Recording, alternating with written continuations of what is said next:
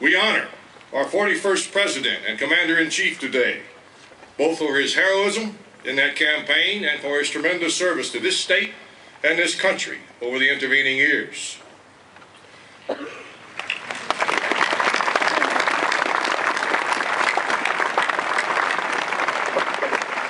Today, December 7, 2009, Marines are in the attack in an operation called Cobra's Anger in the vicinity of Nowzad, Afghanistan.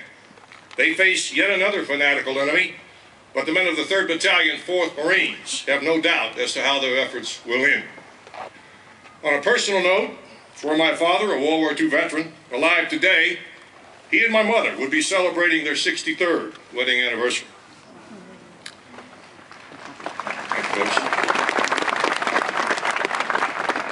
Ronald Reagan once remarked, "Freedom is always just one generation away from extinction.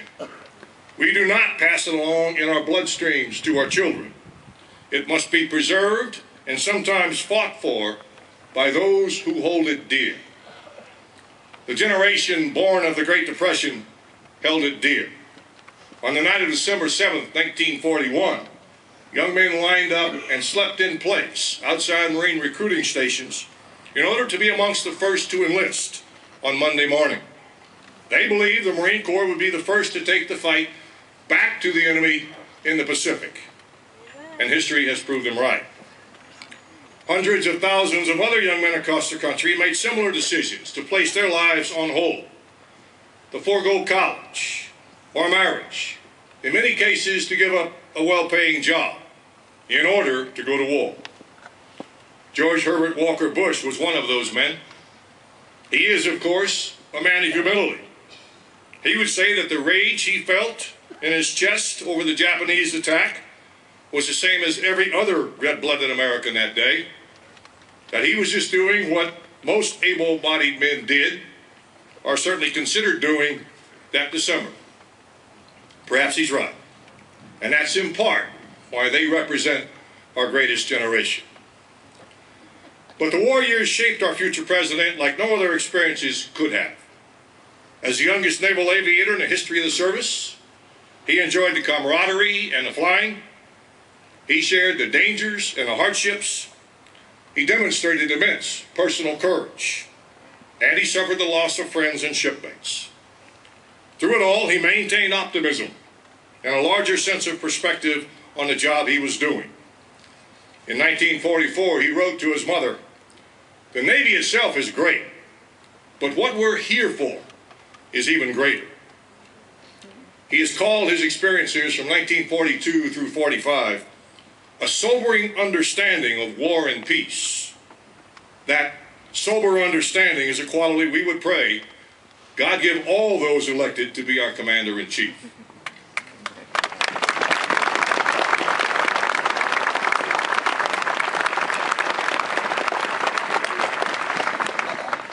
President Bush would, I think, be delighted to hear that today's naval aviators are still some of the cockiest people that ever wore a white silk scarf.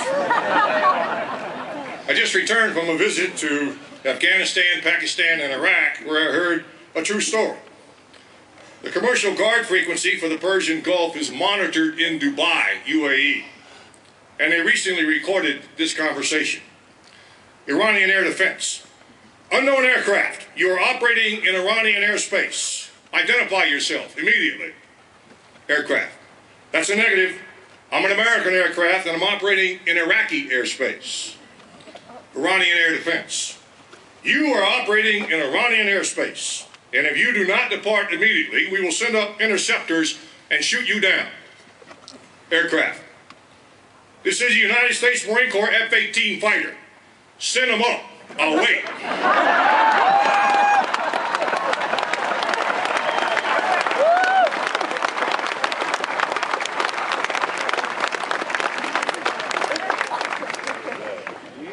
Ladies and gentlemen, Annette and I have had a brief opportunity to walk around this magnificent museum, and those of you in the Nimitz Foundation and from the great state of Texas should feel very proud of your efforts here. The Stonemasons Guild of Brussels in the 18th century petitioned their king, who was about to commission a new structure. They wrote, "If you build it of wood, it will be light and airy. If you build it of brick, it will be large and stately. But if you build it of stone, it will last through the ages. Folks, you have built a museum that will last through the ages. It honors our World War II heroes, but will also inform, inspire, and educate generation after generation of young Americans, most of them not yet born. You have built a museum of stone. The museum is much needed. Out of curiosity, I picked up a 12th grade history book used in Virginia and D.C. schools before I came here. In the chapter on the Pacific Theater of World War II, I did a country boy analysis. I counted the paragraphs as a reflection of what the authors thought were the most important issues of the time. You might be interested. The chapter started with 3 paragraphs on how the U.S. might have avoided the war. There were 4 paragraphs on racial conditions in the states at the start of the war. There was 1 paragraph on the Pacific strategy, 2 paragraphs written on naval battles. There were 2 short paragraphs on the leadership in the Pacific, one of them critical. There were 4 paragraphs on minority contributions to the war effort, 7 that described the Army and Navy Marine island hopping battles. Finally, there were 10 paragraphs on whether or not we should have dropped the atomic bombs on Hiroshima and Nagasaki, and generally concluded that it was a mistake. Now, I don't mean to criticize the content of the chapter. We've all seen countless books written on each of those subject areas. They are important.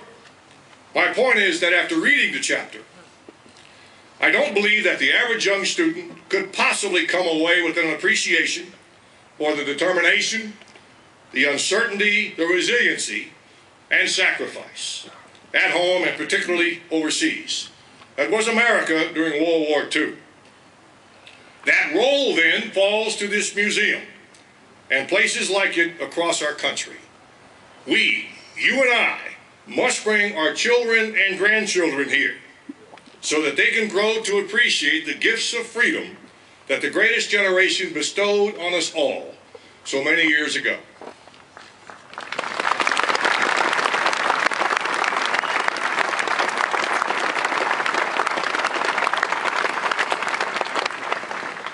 Let me close by saying that there's another great generation at work today. The shock and surprise of Pearl Harbor sprung President Bush's generation into action. The outrage of 9/11 has done no less for today's warrior class. I once spoke with a young Marine in Ramadi, Iraq. When I asked him why he joined the Corps, he answered, "Sir, I was 10 when they attacked the towers. I will admit, initially, I was scared.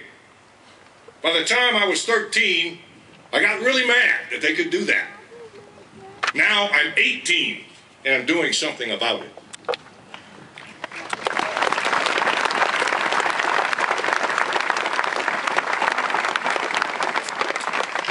They're not as numerous today as they were in World War II. We have a nation of over 300 million countrymen, yet less than 1%, less than 3 million, wear the uniform of any service. Just over 200,000 are Marines. There was a time when some of us silver-haired types doubted if they would have what it takes to make good soldiers or Marines. Too much time with a joystick in their hand. Not enough athletics or outdoor activity. Folks, we could not have been more wrong. I have seen them in combat, and their selflessness, their raw courage, their sense of team play brings tears to your eyes. All they ask, ladies and gentlemen, is that you give them your support.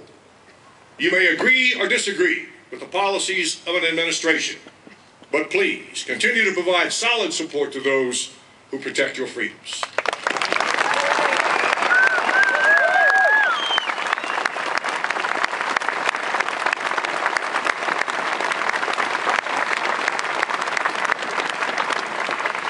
If you do that, our armed forces, in fact our nation, will be in great shape for a long time to come as these young men and women grow to increasing levels of responsibility. Indeed, history has a way of repeating itself, and I am absolutely confident that today, standing somewhere in their ranks, is a future president of these United States. Thank you.